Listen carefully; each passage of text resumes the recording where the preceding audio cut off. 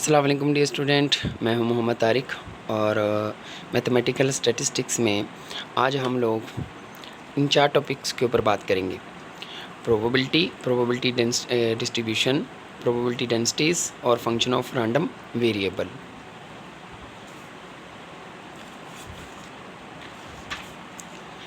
Dear student, probability में सबसे पहले हम लोग जितनी भी डेफिनेशंस हैं जो कि किसी भी टाइप के प्रोबेबिलिटी के क्वेश्चन को करने से पहले हमें ये आनी चाहिए। तो प्रोबेबिलिटी जो है उसमें सबसे पहले आता है रैंडम एक्सपेरिमेंट। कि रैंडम एक्सपेरिमेंट क्या है कि an experiment which produce different result even though it is repeated a large number of time under similar condition is called a random experiment. Dear student, random experiment क्या होता है कि कोई किसी भी चीज़ की प्रोबेबिलिटी निकालने के लिए जो हम लोग वर्किंग करते हैं वो सेम एक ही तरीके से सारी की सारी वर्किंग होनी चाहिए। जैसे कि जब हम लोग किसी डाइस को थ्रो करते हैं तो उसको डाइस को थ्रो करने का जो मेथड है वो सेम है, मगर जब हम उस डाइस को थ्रो करेंगे तो उससे डिफरेंट रिज़ल्ट आएंगे। तो वो जो रिज़ल्ट्स हैं वो हम लोग एक्सपेरिमेंट करते हैं कि फ़र्स्ट टाइम हम लोगों ने डाइस को थ्रो किया तो 1 आ गया, सेकंड टाइम किया तो 6 आ गया। इस तरह से वो डिफरेंट रिज़ल्ट्स आते जाएंगे और उन रिज़ल्ट्स को हम लोग क्या कहते हैं, रैंडम एक्सपेरिमेंट। जी डियर स्टूडेंट, उसके बाद आ गया सैम्पल स्पेस। सैम्पल स्पेस क्या होता है? A set consisting of all possible outcomes that can result from a random experiment is called a sample space. Dear student, जब हम किसी भी एक्सपेरिमेंट में जो रिज़ल्ट्स आते हैं और जितने मैक्सिमम रिज़ल्ट्स आ सकते हैं, जब उन सारे रिज़ल्ट्स को हम लोग इकट्ठा करते हैं तो वो क्या बनता है, एक सैम्पल स्पेस। जैसे कि मेरे पास अगर एक कॉइन हो, मैं उसको टॉस करूं तो उस पर या हेड आ सकता है या टेल, तो उसमें मैक्सिमम जितनी चीज़ें आ सकती हैं अगर हम लोग उनको इकट्ठा करके एक सेट बना लें तो वो हमारे पास क्या बनती है, एक सैम्पल स्पेस। ये मेरे पास हेड की सैम्पल स्पेस है और ये मेरे पास एक डाइस की सैम्पल स्पेस है कि जब मैं एक डाइस को थ्रो करूँगा तो उस पर मैक्सिमम 1 से लेकर 6 तक नंबर आ सकते हैं।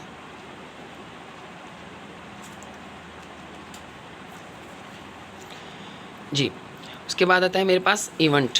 कि इवेंट क्या है? Dear student, an event is an individual outcome और any number of outcome of a random experiment. हम लोगों ने अगर किसी भी डाइस को या कॉइन को एक दफ़ा जब टॉस करेंगे या थ्रो करेंगे तो उस पर जो as a first time result आएगा सिर्फ एक दफ़ा उसको थ्रो करने से, तो उस एक रिज़ल्ट्स को हम लोग क्या बोलते हैं, इवेंट।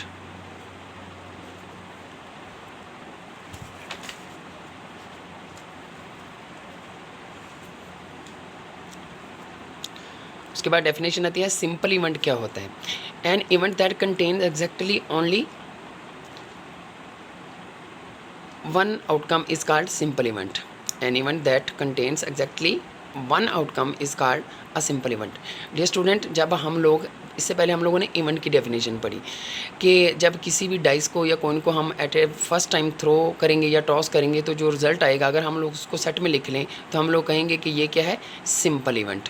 जैसे कि हम लोगों ने सिंगल्टन सेट की डेफिनेशन पढ़ा, सेट्स थ्योरी के अंदर हम लोग पढ़ते हैं कि ऐसा सेट जिसमें सिर्फ एक ही एलिमेंट हो तो हम उसको बोलते हैं कि ये क्या है, सिंगल्टन सेट। तो इसी तरह से प्रोबेबिलिटी के अंदर अगर हम लोग एक ही रिज़ल्ट को लें और उसको सेट की फॉर्म में लिखें तो उसको क्या बोलते हैं, सिंपल इवेंट। और अगर सारे रिजल्ट्स को इकट्ठा कर लें तो उसको क्या बोलेंगे, compound event. An event contains more than one outcome is called a compound event. उसके बाद नेक्स्ट आ गया म्यूचुअली एक्सक्लूसिव इवेंट्स, या इसको डिसजॉइंट इवेंट्स भी बोलते हैं। Dear students, 2 events A and B of a single experiment are said to be mutually exclusive events or disjoint events if and only if they cannot both occur at the same time। Dear students, इसकी example ये है कि अगर हमारे पास एक coin हो, उसको toss करें तो देखें उस पर अगर हम लोगों ने फर्स्ट टाइम उसको थ्रो किया तो हेड आ गया, सेकंड टाइम उसको थ्रो किया तो उस पर टेल आ गया। अब हेड और टेल दो डिफरेंट मेरे पास नंबर हैं और दो डिफरेंट इवेंट हैं, तो उन दोनों के दोनों हेड और टेल एट ए टाइम जो अक्कर नहीं हो सकते, आउटकम ऊपर जो रिजल्ट्स हैं वो एट ए टाइम दोनों में से एक आएगा, तो ऐसे इवेंट्स को हम लोग क्या बोलते हैं, म्यूचुअली एक्सक्लूसिव इवेंट्स। जी, उसके बाद आ गया exhaustive events. Dear student, exhaustive events क्या होते हैं? Events are said to be exhaustive events. The union of mutually exclusive events is the entire sample space. देखिए, हम लोगों ने इससे पहले पढ़ा कि म्यूचुअली एक्सक्लूसिव इवेंट्स क्या होते हैं या डिसजॉइंट इवेंट क्या होते हैं कि जिनका इंटरसेक्शन क्या आता है, फाई, कि मतलब उनमें कोई चीज़ कॉमन नहीं होती, वो एट अ टाइम अक्कर नहीं हो सकते। तो जो डिफरेंट्स मेरे पास रिजल्ट हों, इवेंट हों, अगर हम उन सब का यूनियन ले लें और वो एक किसी भी एक्सपेरिमेंट की एक मुकम्मल सैम्पल स्पेस बन जाए, तो हम लोग ऐसे इवेंट्स को क्या बोलते हैं? Exhaustive events.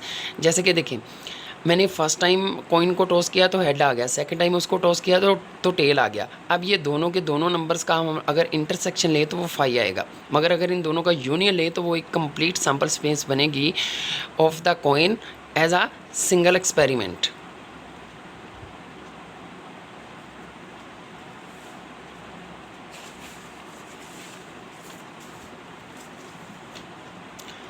जी, इसके बाद आ गया इक्वली लाइकली इवेंट्स क्या होते हैं? ये स्टूडेंट्स, इक्वली लाइकली इवेंट्स ऐसे होते हैं कि जिनके आने के चांसेस दोनों के सेम हों। Two events A and B are said to be equally likely when one event is as likely to occur as the other.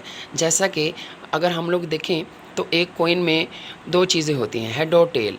तो हेड के आने के चांसेस भी उतने हैं, टेल के आने के चांसेस भी उतने हैं। तो ऐसे को हम लोग, ऐसे एक्सपेरिमेंट को हम लोग क्या बोलते हैं? Equally likely events. उसके बाद जो सबसे मेन और इम्पोर्टेंट डेफिनेशन है वो है प्रोबेबिलिटी की डेफिनेशन, कि प्रोबेबिलिटी क्या होता है।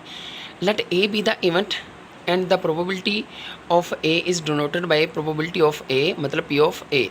It is the number of favourable outcome and dividing by the total number of outcomes.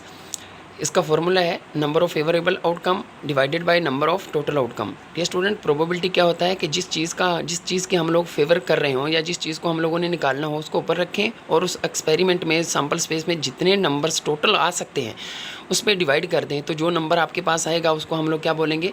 Probability.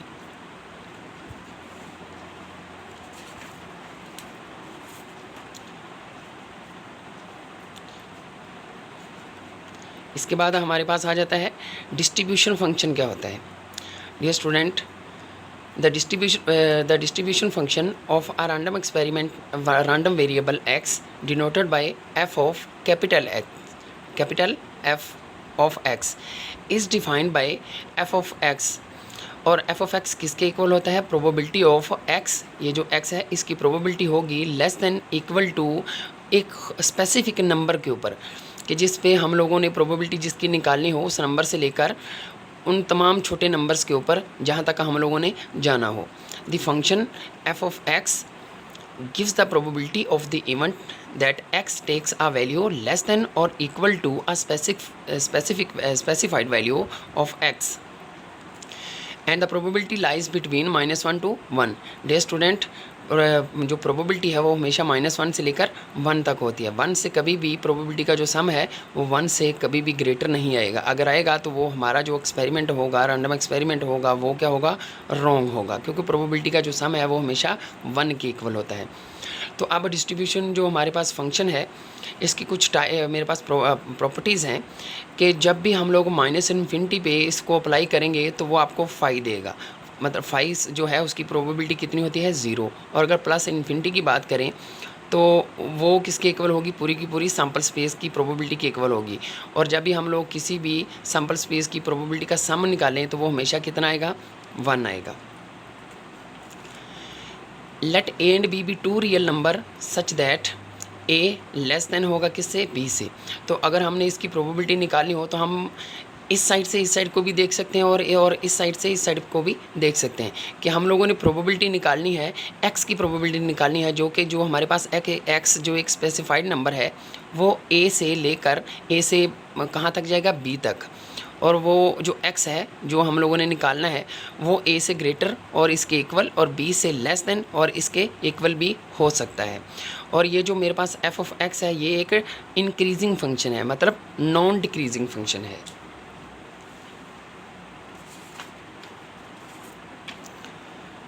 Late the derivative of f of x is derivative f of x over dx is equal to small f of x। Dear student, मेरे पास अगर distribution function हो तो मैं उसका अगर derivative ले लूँ तो वो मेरे पास क्या बनेगा, एक स्मॉल एफ ऑफ एक्स बनेगा। और ये जो कैपिटल एफ ऑफ एक्स है, हम लोगों ने देखा कि ये क्या है, नॉन डिक्रीजिंग फंक्शन। और इसकी दो मेरे पास प्रॉपर्टीज़ हैं कि, और ये नॉन डिक्रीजिंग फंक्शन तब होगा जब हमारे पास जो हमारा एफ ऑफ एक्स है वो ज़ीरो के इक्वल होगा या ज़ीरो से बड़ा होगा। और एफ ऑफ एक्स है, अगर अब जब हम लोगों ने इसकी प्रोबेबिलिटी निकालनी है तो उसको निकालने का मेथड क्या है कि माइनस इन्फिनिटी से लेकर उस स्पेसिफाइड नंबर तक हम लोगों ने क्या करना है, उसको इंटीग्रेट करना है for all the value of X. उसके बाद आ गया probability density function. Probability density function क्या है, the function small F of X is called density function और probability density function of a random variable X. Dear student, हम लोगों ने देखा कि अगर हमारे पास डिस्ट्रीब्यूशन फंक्शन हो तो उसका अगर डेरिवेटिव ले लें तो वो स्मॉल एफ ऑफ एक्स बनेगा, और इसी एफ ऑफ एक्स को हम लोग क्या बोलते हैं, डेंसिटी फंक्शन बोलते हैं। और प्रोबेबिलिटी डेंसिटी फंक्शन की कुछ प्रॉपर्टीज़ हैं कि ये हमेशा क्या होगा, इंक्रीजिंग फंक्शन होगा, और माइनस इन्फिनिटी से लेकर प्लस इन्फिनिटी तक हमने उसको इंटीग्रेट करना होगा, और वो हमेशा किसके इक्वल आएगा, 1 के इक्वल आएगा, क्योंकि प्रोबेबिलिटी कभी भी 1 से ग्रेटर नहीं आ सकती। और अगर हमारे पास दो नंबर्स हों तो उसकी प्रोबेबिलिटी किस तरह से निकालते हैं, F of D minus F of C, मतलब ऊपर वाले नंबर में से नीचे वाला नंबर क्या करना है, माइनस करना है। और इसी को हम लोग इस तरह से भी लिख सकते हैं, probability of X greater than equal to C less than equal to D.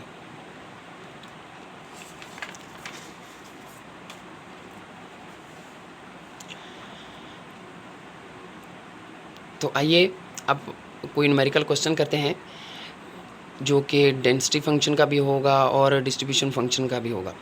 Find the number of के या find the value of K so that the function F of X may be a density function. अब उसने कहा कि may be वो density function हो, तो density function की प्रॉपर्टीज़ को अप्लाई करके हम लोग के की वैल्यू निकालेंगे। जी, हमारे पास डेंसिटी फंक्शन क्या है, small F of X is equal to K X, और ये मेरे पास फंक्शन दिया गया है जब हमारा जो एक्स है वो 0 से लेकर 2 तक हो, और 0 जो फंक्शन है ये अदरवाइज लेंगे हम लोग। और दूसरी चीज़ हमें क्या निकालनी है, also find the probability that both of two sample values will exceed 1। और तीसरी चीज़ क्या निकालनी है, हमें पूरे का पूरा डिस्ट्रीब्यूशन फंक्शन निकालना है, मतलब कैपिटल एफ ऑफ एक्स निकालना है। तो जो पहली इसकी प्रॉपर्टी है, जो पहली हमें चीज़ निकालनी है वो है हमें के की वैल्यू निकालनी है, और जो फंक्शन है वो डेंसिटी फंक्शन है। तो डेंसिटी फंक्शन में हम लोग क्या निकालते हैं, सबसे पहले जो फंक्शन है वो हमारे पास क्या होना चाहिए, वो इंक्रीजिंग फंक्शन होना चाहिए, greater than equal to 0। The first condition is satisfied when जो के है वो क्या होगा, ग्रेटर देन इक्वल टू किसके होगा, 0 के, क्योंकि अगर हमारे पास जो नंबर के है अगर वो पॉजिटिव हुआ तो ही हमारा जो फंक्शन है वो क्या होगा, इंक्रीजिंग फंक्शन होगा। और जो दूसरी कंडीशन है वो मेरे पास माइनस इन्फिनिटी से लेकर प्लस इन्फिनिटी तक F of X is equal to 1। जी, तो फर्स्ट कंडीशन तो तब सेटिस्फाई होगी जब हमारा जो के है वो क्या हो, 1 से ग्रेटर हो, 0 से ग्रेटर हो। तो देखें, ये कंडीशन तब सेटिस्फाई होगी जब हमारा जो के है वो एक पॉजिटिव नंबर होगा। तो पॉजिटिव नंबर निकालने के लिए जो हमारे पास क्वेश्चन दिया गया है हम उसको इंटीग्रेट कर लेंगे उन स्पेसिफाइड नंबर्स के साथ। तो देखें, माइनस इन्फिनिटी से 0, क्यों, क्योंकि जो हमारा क्वेश्चन है अगर हम उसको रियल लाइन पे ड्रा करें तो माइनस इन्फिनिटी से 0, ये वाला 0, और फिर 0 से 2, फिर 2 से प्लस इन्फिनिटी। और डेंसिटी फंक्शन की जो प्रॉपर्टी है उसको हम लोग इस तरह से सॉल्व करते हैं कि माइनस इन्फिनिटी से प्लस इन्फिनिटी तक, और क्वेश्चन में जितने भी नंबर्स दिए जाएं हम लोग उनको स्टेप वाइज सारे नंबर्स के ऊपर हम लोग उसको इंटीग्रेट करते हैं। तो जब हम लोग माइनस इन्फिनिटी से 0 तक जाएंगे, फिर 0 से लेकर 2 तक जाएंगे, फिर 2 से लेकर इन्फिनिटी तक जाएंगे। तो देखें, अब जो हमारे पास क्वेश्चन है उसमें माइनस इन्फिनिटी से लेकर 0 तक कोई भी फंक्शन नहीं दिया गया, तो हम लोग इसकी जगह क्या लिखेंगे, एल्सवेयर, मतलब जब 0 से लेकर 2 तक जो फंक्शन होगा वो हमारे पास होगा के एक्स, अदरवाइज़ हम लोग क्या लिखेंगे, 0 लिखेंगे। तो देखिए, माइनस इन्फिनिटी से लेकर 0 तक हमारे पास कोई फंक्शन नहीं है, इसकी जगह हम लोगों ने 0 लिखा। प्लस 0 से लेकर 2 तक जो हमें फंक्शन दिया गया है वो है kx, प्लस 2 से लेकर इन्फिनिटी तक जो हमें कोई भी फंक्शन नहीं दिया गया उसकी जगह भी हम लोग क्या लिखेंगे 0, और ये किसके इक्वल है 1 के इक्वल। और जब इसको सॉल्व करेंगे तो kx के तो एक मेरे पास क्या है कांस्टेंट नंबर है, ये बाहर चला गया, तो x की इंटीग्रेशन क्या होगी x²/2, और लिमिट्स क्या दी गई हैं 0 से लेकर 2 तक इक्वल टू 1। जब इसको सॉल्व करेंगे तो k की वैल्यू क्या आ गई 1/2। तो हम लोग देख सकते हैं कि जो k की वैल्यू है वो 0 से बड़ी है। जी, तो इस k की वैल्यू को दिए गए फंक्शन में डेंसिटी फंक्शन में हम लोग अगर पुट करेंगे तो हमारा डेंसिटी फंक्शन क्या होगा f(x) is equal to k की वैल्यू क्या है 1/2। तो जब उसको पुट करेंगे तो मेरे पास फंक्शन बन गया x/2 और 0 एल्सफेयर। जी, अब दूसरी चीज़ हमें उसने निकालने के लिए दी थी क्वेश्चन के अंदर, वो ये थी कि हम लोगों ने प्रोबेबिलिटी निकालनी है of both sample values exceed 1, कि वो 1 से एक्सीड नहीं करनी चाहिए। तो देखिए हमारे पास जो क्वेश्चन दिया गया है वो 1 से जो एक्सीड नहीं करना चाहिए, तो 1 से लेकर 2 f(x), तो हम लोग क्या करेंगे 1 से लेकर जो हमें लास्ट वैल्यू दी गई है क्वेश्चन के अंदर सबसे बड़ी वैल्यू दी गई है, हम 1 से लेकर उस नंबर तक उसको क्या करेंगे इंटीग्रेट करेंगे। और 1 से लेकर 0 से लेकर 2 तक कोई भी नंबर्स अगर हमारे पास हो तो हम उसको इंटीग्रेट कैसे करेंगे 1 से लेकर 2 f(x) dx is equal to, और हमें एक ही फंक्शन दिया गया है 0 से लेकर 2 तक। अगर कोई भी हमारे पास इंटरवल हो तो हम लोग हमेशा फंक्शन क्या लेंगे इस डेंसिटी फंक्शन में x/2, तो ये वाला फंक्शन लेंगे और इसको इंटीग्रेट करेंगे। और लिमिट्स हमें कौन सी दी गई है 1 से लेकर 2 तक, तो ये मेरे पास एक सैम्पल वैल्यू आ गई 3/4। तो अब उसने हमें कहा था कि 2 सैम्पल वैल्यूज़ लेनी है, तो हम लोग क्या करेंगे इन दोनों को मल्टीप्लाई करेंगे और आंसर कितना आ गया 9/16।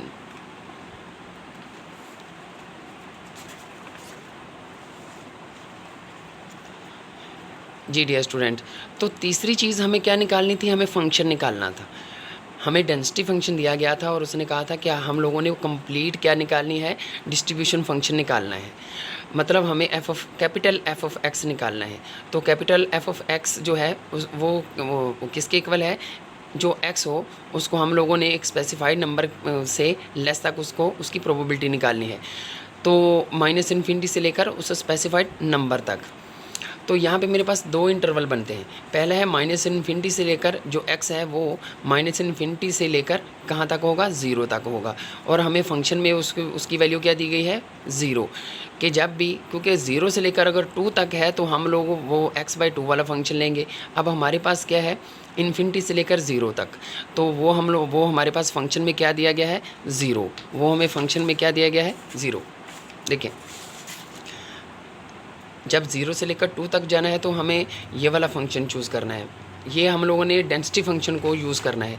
मगर जब हमारे पास क्या हो डेंसिटी फंक्शन हम लोगों ने निकालना हो तो उसके लिए हमारे पास डेंसिटी फंक्शन डिस्ट्रीब्यूशन फंक्शन निकालना हो, तो डेंसिटी फंक्शन हमारे पास क्या है, जब हम लोगों ने k की वैल्यू निकाली वो है x/2, तो हम लोग जब 0 से लेकर 2 तक होगा तब ये वाला फंक्शन चूज़ करेंगे, अदरवाइज़ हम लोग 0 को चूज़ करेंगे।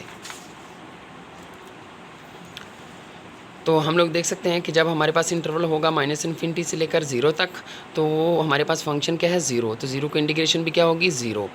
और जब हमारे पास जो x है वो 0 से लेकर 2 तक होगा तो हम लोग इसको लिखेंगे -∞ से लेकर -∞ से लेकर x f(x) dx। अब देखिए अब हमारे पास नंबर क्या है 0 और स्पेसिफाइड नंबर क्या है 2, तो हम लोगों ने 2 से लेस तक जाना है, तो हम लोग 2 नहीं लिखेंगे बल्कि वो x की कोई भी वैल्यू होगी। और हम लोग ये भी देख सकते हैं कि हमें एक फ़ंक्शन चाहिए, मतलब वेरिएबल, अगर फंक्शन तब होगा जब उसमें वेरिएबल होगा। तो देखें हमारे पास जो नंबर है वो क्या है 0 से लेकर 2 से लेस तक भी जाना है और 2 तक भी हम लोग लिख सकते हैं इसको, तो 0 से x, क्योंकि ये डिस्ट्रीब्यूशन फंक्शन की प्रॉपर्टीज़ है कि 0 से लेकर x तक जाना है हम लोगों ने। तो मेरे पास है x/2, जब इसको इंटीग्रेट करेंगे तो उसका आंसर आ गया x²/4। जब इसमें ये लिमिट्स पुट करेंगे तो मेरे पास f(x) जो है वो एक फंक्शन बन गया x²/4। अब अगर हम लोग फंक्शन ले लें x से बड़ा, x से अगर हम लोग बड़ा फंक्शन लेते हैं तो क्या आता है कि हमारे पास फंक्शन तो एक ही है कि जो x के जो 0 से लेकर 2 तक है, और वो फंक्शन कौन सा है x/2। 2, तो जब उसमें 0 से लेकर 2 तक उसको इंटीग्रेट करेंगे तो उसका आंसर कितना आ गया 1। ये 4 को अगर हम साइड पे कर लें और एक्स स्क्वायर मेरे पास दिया गया, जब अपर लिमिट पुट करेंगे तो वो बनेगा 4, और जब माइनस लिख के 0 पुट करेंगे तो वो बनेगा 0। 4 माइनस 0 और 4 के साथ 4 कट जाएगा, तो जो फंक्शन है हमारे पास वो हमें 0 से लेकर 2 तक ये वाला जो डेंसिटी फंक्शन दिया गया है, इसको जब इंटीग्रेट करेंगे तो वो आपको कितनी वैल्यू देगा 1। तो हमारे पास क्या था डेंसिटी फंक्शन से हम लोगों ने क्या किया, उसको डिस्ट्रीब्यूशन फंक्शन बना लिया कि जब जो हमारा x है वो 0 से लेस हो तो वो हमें 0 वैल्यू देगा, ये हम लोग देख सकते हैं कि जब हमारा जो फंक्शन है वो 0 से लेस हो तो वो हमें 0 वैल्यू देगा, और जब 0 और 2 इन दोनों के दरमियान नंबर हो तो वो हमें x² देगा, और जब हमारा जो नंबर है वो x जो है वो 2 से बड़ा हो तो वो हमें 1 वैल्यू देगा। तो ये था डियर स्टूडेंट कि हमें डेंसिटी फंक्शन दिया गया था, और उस डेंसिटी फंक्शन की मदद से हम लोगों ने क्वेश्चन को सॉल्व करके डिस्ट्रीब्यूशन फंक्शन बना लिया। मेरे पास एक और क्वेश्चन है, a random variable x is of a continuous type with probability density function। ये कंटिन्यूस का मतलब ये है कि जब हम इसका ग्राफ बनाएंगे तो उसमें किसी भी किस्म का कोई गैप नहीं आएगा, बल्कि वो कंटिन्यूसली वो चलता ही जाएगा। फंक्शन मेरे पास डेंसिटी फंक्शन है 2x, x जो है वो 0 से लेकर 1 तक, और 0 एल्सवेयर हम लोग लेंगे, और हमें इसमें 5 चीज़ें निकालनी हैं। पहली चीज़ हमें इस डेंसिटी फंक्शन में निकालनी है कि प्रोबेबिलिटी जो है वो 1/2 के इक्वल हो। तो देखते हैं, since f of x is a continuous probability function, so 1/2 तक ही हम लोगों ने रहना है, तो जो लिमिट्स होगी वो 1/2 से लेकर 1/2 तक ही जाएगी, क्योंकि हमें एक पॉइंट दिया गया है, उस पॉइंट से हम लोगों ने आगे पीछे नहीं जाना। तो हम लोग जो लिमिट्स लेंगे डेंसिटी फंक्शन में, जो इसकी लिमिट्स लेंगे वो 1/2 से लेकर 1/2 तक ही लेंगे। तो अगर लिमिट्स सेम हो तो फंक्शन हमें हमेशा वैल्यू क्या देता है 0। क्यों देता है, जब उसको इंटीग्रेट करेंगे ऊपर वाली लिमिट पुट करेंगे फिर माइनस नीचे वाली लिमिट पुट करेंगे तो वो कट के क्या आएगा 0।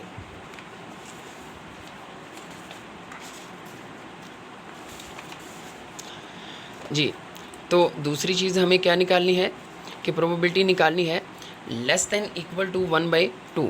तो डियर स्टूडेंट, डेंसिटी फंक्शन की प्रॉपर्टी है माइनस इन्फिनिटी से लेकर स्पेसिफाइड नंबर तक। तो देखें, हमारे पास क्वेश्चन में 0 भी है, 1 भी है, और 1/2 इन दोनों के बीच में आएगा। और हम लोगों ने जब इसको रियल लाइन पे ड्रा करेंगे तो देखते हैं क्या आता है।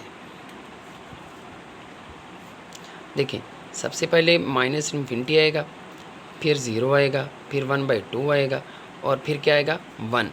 तो हमें क्या निकालना है, और लास्ट में प्लस का इन्फिनिटी।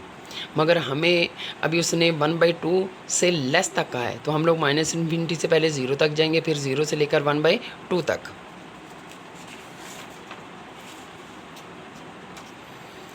तो हम लोग देख सकते हैं कि माइनस इन्फिनिटी से लेकर 0 तक कोई हमारे पास फंक्शन नहीं है, तो 0 लिखेंगे। 0 से लेकर 1/2 तक हमारे पास फंक्शन क्या है 2x।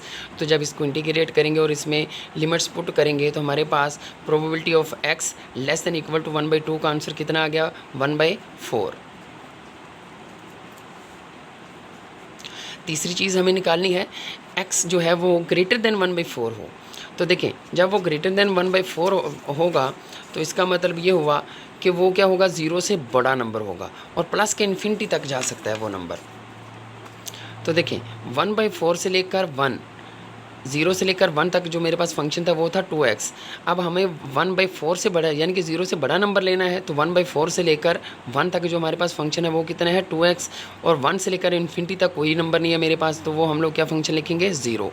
तो जब इसको इंटीग्रेट करेंगे 2 आ गया मेरे पास बाय x की इंटीग्रेशन क्या होगी x²/2।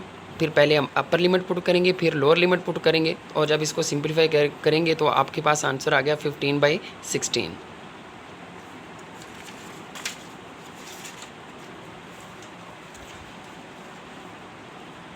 जी, अब हमारे पास इसमें फोर्थ पार्ट है कि हम लोगों ने प्रोबेबिलिटी निकालनी है x greater than equal to 1/4, मतलब 1/4 से लेकर 1/2 से लेस। तो हमारे पास दो लिमिट्स दी गई हैं 1/4 और 1/2।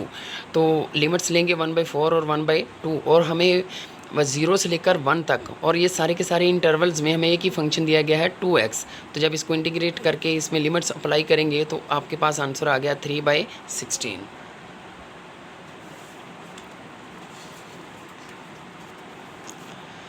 जी डियर स्टूडेंट, अब ये 5th पार्ट करने से पहले हमें कंडीशनल प्रोबेबिलिटी के बारे में जानकारी होना बहुत ज़रूरी है। कंडीशनल प्रोबेबिलिटी क्या होती है कि अगर हमारे पास 2 इवेंट्स हों ए और बी, तो उसमें कंडीशनल प्रोबेबिलिटी अगर हम लोगों ने निकालनी हो तो इसको इस तरह से पढ़ते हैं, probability of A given that B, probability of A given that B. तो इसका फॉर्मूला क्या है कि इन दोनों में जो इंटरसेक्शन होगा उसकी प्रोबेबिलिटी ऊपर लिखनी है और जो गिवन के बाद है उसकी प्रोबेबिलिटी नीचे लिखनी है। और 5th पार्ट क्या है हमारे पास कि हम लोगों ने प्रोबेबिलिटी निकालनी है x less than equal to 1/2 given that x greater than equal to 1/3 less than equal to 2/3। तो जब हम लोग इस फॉर्मूले के मुताबिक देखेंगे तो वो क्या होगा कि एक हमें प्रोबेबिलिटी इस चीज़ की निकालनी है और गिवन हमें क्या है ये इतनी चीज़। तो इन दोनों में अगर हम लोग कॉमन चीज़ देखें तो देखें 1/3 1/2 से छोटा है और 2/3 जो है उससे छोटा 1/2 है। तो इन दोनों का जो इंटरसेक्शन होगा वो क्या होगा 1/3 से लेकर 1/2। क्यों? क्योंकि ये दोनों के दोनों नंबर 2/3 से छोटे हैं। तो ऊपर क्या प्रोबेबिलिटी आएगी, x greater than equal to 1/3, x less than equal to 1/2, और गिवन क्या है हमें कि 1/3 से लेकर 2/3। और इसको हम लोग क्या इसकी प्रोबेबिलिटी को नीचे लिखेंगे कि x जो है वो ग्रेटर देन इक्वल टू 1/3 और लेस देन इक्वल टू 2/3। तो हमारे पास 0 से लेकर 1 तक हर इंटरवल में जो फंक्शन दिया गया है वो है 2x। तो ऊपर इसकी लिमिट्स कौन सी दी गई हैं 1/3 से लेकर 1/2, तो इसकी लिमिट्स अप्लाई करके फंक्शन को लिख लेंगे। और नीचे भी इसकी लिमिट्स क्या दी गई है मेरे पास 1/3 से लेकर 2/3। तो नीचे भी इसको क्या करेंगे, इंटीग्रेट करके इसकी लिमिट्स लिखेंगे और इन दोनों को इंटीग्रेट करेंगे। जब इन दोनों को इंटीग्रेट करेंगे तो ये 2 एक कांस्टेंट नंबर है, बाहर आ गया, ये भी 2 बाहर आ गया, 2 के साथ 2 कट गया, तो x की इंटीग्रेशन क्या होगी x²/2। तो वो 2 के साथ नीचे वाला 2 भी कट जाएगा। तो ऊपर मेरे पास लिमिट्स हैं 1/3 से लेकर 1/2 और नीचे लिमिट्स हैं 1/3 से लेकर 2/3। इन दोनों को जब सॉल्व करेंगे तो मेरे पास आंसर आ गया 5/12। तो ये था डियर स्टूडेंट्स, किसी भी डेंसिटी फंक्शन को प्रोबेबिलिटी डिस्ट्रीब्यूशन फंक्शन में इसको चेंज करना, और अगर हमारे पास प्रोबेबिलिटी डिस्ट्रीब्यूशन फंक्शन दिया जाए तो उसको डेंसिटी फंक्शन में कन्वर्ट करके वहाँ से हम लोग हर पॉइंट पे उसकी प्रोबेबिलिटी निकाल सकते हैं। आज के लेक्चर के लिए इतना ही, इंशाल्लाह नेक्स्ट ही जल्द ही हाज़िर होंगे। तब तक के लिए अल्लाह हाफिज़।